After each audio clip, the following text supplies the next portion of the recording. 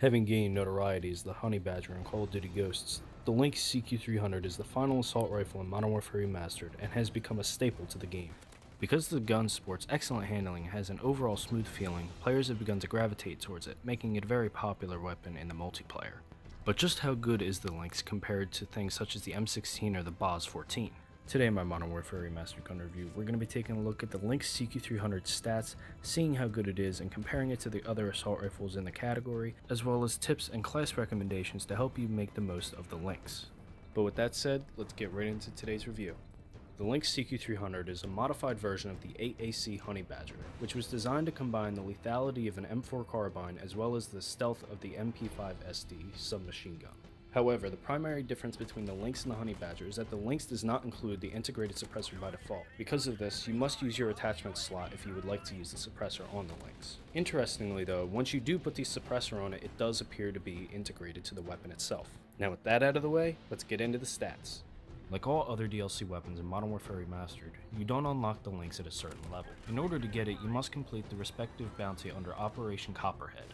To complete it, you must obtain the Vex Combat Uniform, Slick Camo, Brink Character, Whisker Reticle, Grind Calling Card, and Pumice Emblem from the depot. Once you've done that, the Lynx CQ300 is all yours. Moving on to the damage category, the Lynx would be doing 42 damage up close, placing it in second, and 20 at range, tying it in last. It's very interesting to see that the Lynx has more damage than things such as the M16, but then again it also does drop off to the same damage as things such as the M4 Carbine and G36C. Because of that, it is a very lethal weapon up close, but it's not the best when you're going to be shooting somebody at a range. And honestly, having a bit more damage up close and a bit less damage at range is a very good trade-off and a really good way to balance the gun. The only problem to keep in mind is that if you run a suppressor on the Lynx, you're going to be dropping off to that 20 range a bit faster than you normally would. The ammo capacity is on par with most of the assault rifles in class. The starting ammo of the Lynx is 30 in the magazine and 60 in reserve, and the maximum ammo that you can have is 30 in the magazine and 180 in reserve, tying it in second. Like always, I recommend using bandoliers so that you can always have the most ammo that you possibly can, and that way you don't randomly run out of ammo in the middle of a gunfight. The reload speed of the Lynx when it's loaded is 2.63 seconds, putting it in 6th, and the reload speed when it's unloaded is 3.16 seconds, also placing it in 6th. Now something you have to keep in mind is that even though it's closer to the bottom of the category, reloads are generally milliseconds apart from each other, so even though it's in 6th, it's not really going to be that much slower than something like the M4 or the M16. But if you do want a faster reload, you can always go right ahead and throw sleight of hand on your class, and it's not going to penalize you for not using stopping power because it is the second highest damage assault rifle in the category. The rate of fire of the Lynx is 800 rounds per minute, putting it in 4th place. While the rate of fire is lacking compared to other rifles in the category, it's really not so bad when you consider the fact that again, it has the second highest damage in class. And because of that, I believe it balances out perfectly.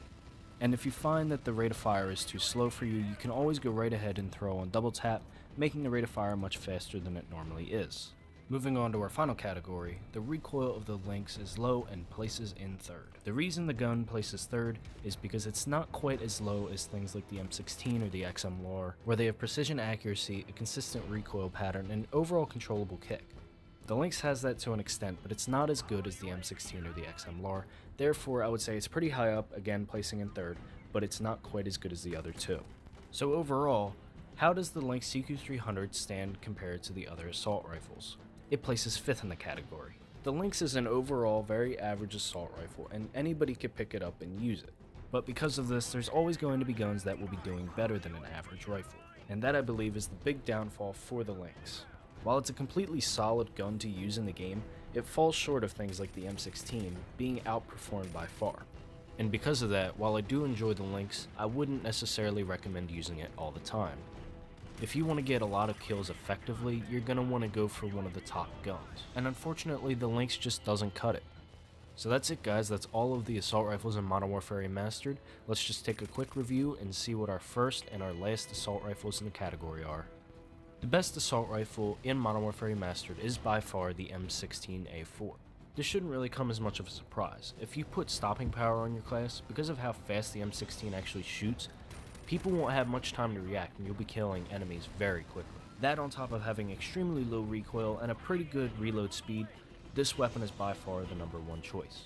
And next, taking a look at the last place weapon, we have the STG-44 or the MP-44. While this weapon can be definitely a lot of fun to use if you do well with it, it is horrible when it comes to looking at the rest of the rifles in the game. To start off, you can't put a single attachment on the weapon, so there are no ways to actually benefit the gun itself aside from perks. Not to mention the fact that the recoil is atrocious, especially compared to something like the M16. The only true redeeming factor for the STG is the fact that it feels extremely rewarding when you get kills and do really well with the gun. And that's purely because of just how poorly the gun actually performs. Finally, let's just take a look at the ranking of every single assault rifle in the game.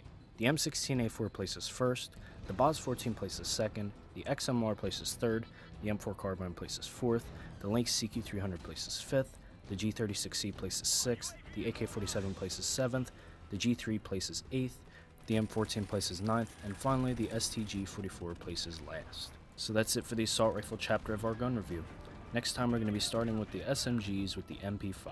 Anyway, drop a like if you enjoyed the video, leave a comment down below what you guys think of the Lynx and what you guys think is the best assault rifle in the game, and yeah, I'll see you guys next time.